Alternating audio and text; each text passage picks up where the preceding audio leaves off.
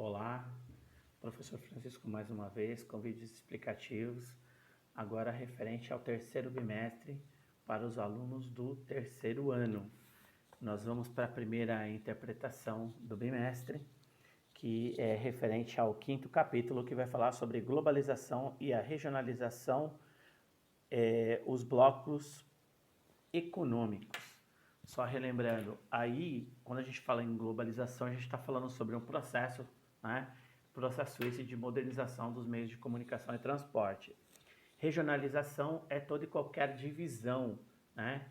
E essa divisão, ela tem que ter uma característica importante, que é separar agrupando o que é igual, né? Então, eu posso regionalizar a sala entre quem tem emprego e quem não tem emprego. Então, eu estou regionalizando, dividindo, mesmo assim estou agrupando o que é igual, certo? Então, isso é importante.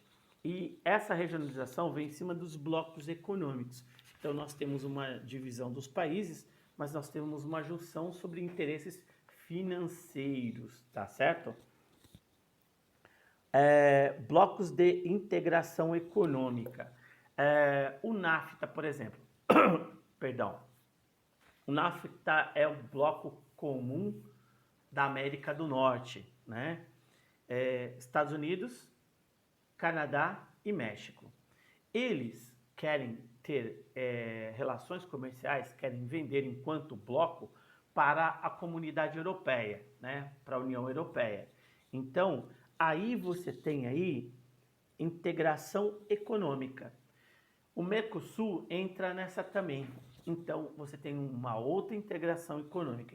Integrar é você ligar um bloco econômico a outro, né? Vender em lotes, tá certo? Então, isso é muito importante, tá? Outro aspecto que a gente vai falar aqui é a União Europeia e o modelo mais integrado, né? De todos os modelos econômicos que nós temos no mundo hoje, a União Europeia é o mais coeso, o mais fortalecido. Por quê? Porque eles pegaram quase todos os países da Europa e nesses moldes que a União Europeia tem, a consolidação ela foi muito forte.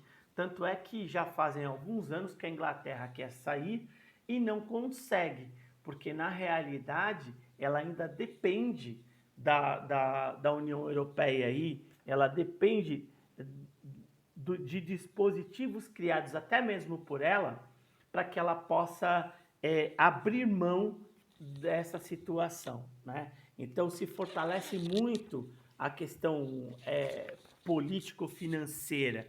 Então não é tão simples de se resolver assim, porque você tem empresas, você tem pessoas que dependem de empregos e aí vai, né? Então você pode criar assim problemas que a solução fique bem difícil de você obter, tá? A crise da zona do euro, né? A crise se dá nessa zona do euro por questões políticas, né? Vocês sabem que tem aí toda uma ação, né, nos bastidores, né? Você tem uma Alemanha forte, uma Inglaterra forte, uma França forte, né? Você tem Itália, Espanha, você tem países com know-how, né? Mas você também tem alguns interesses particulares e esses interesses são defendidos pelos seus líderes. E é aí que começa o problema, né? Porque o que é bom para a Inglaterra não é bom para a França, não vai ser bom para a Alemanha. Em contrapartida, eles têm um acordo, né? Mas passa a ter um problema financeiro desde que todo mundo não está caminhando no mesmo momento, indo para o mesmo sentido. Aí você começa a ter fragmentações. E é isso que aconteceu lá em 2009, tá? Uma outra coisa também, algumas movimentações políticas acabam prejudicando o cenário econômico, tá bom? Integração versus exclusão. Integrar é vir fazer parte. Exclusão, excluir é tirar, né?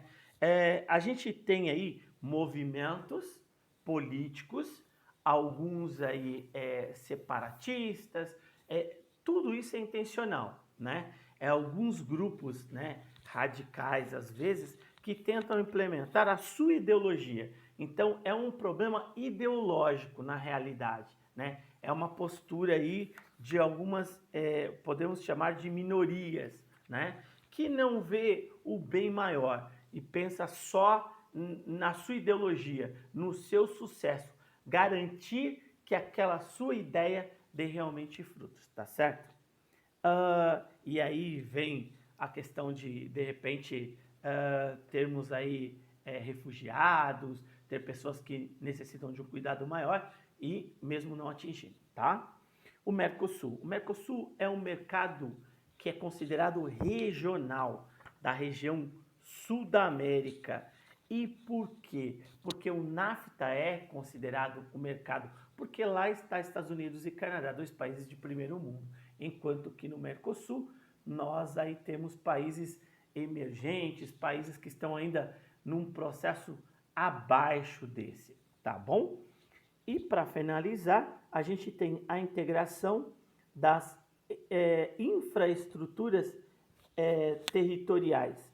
Quando a gente fala dessa integração, né, dessas infraestruturas territoriais, a gente está falando sobre a capacidade que você tem de gerenciar o seu território, o seu espaço, né? Ações, políticas públicas que vão permear uma qualidade aí, tá? Só queria fazer aqui uma ressalva, por exemplo, alguns países, né, que são, tem um comércio mais forte. Eu vou citar aqui, como no livro está, a Coreia do Sul, que tem toda uma tecnologia, todo um investimento feito para essa tecnologia ser absorvida por outros países e isso coloca esse país em um outro patamar, tá bom? Ficamos por aqui e dessa forma concluímos aí a primeira interpretação do primeiro vídeo referente ao 5º capítulo.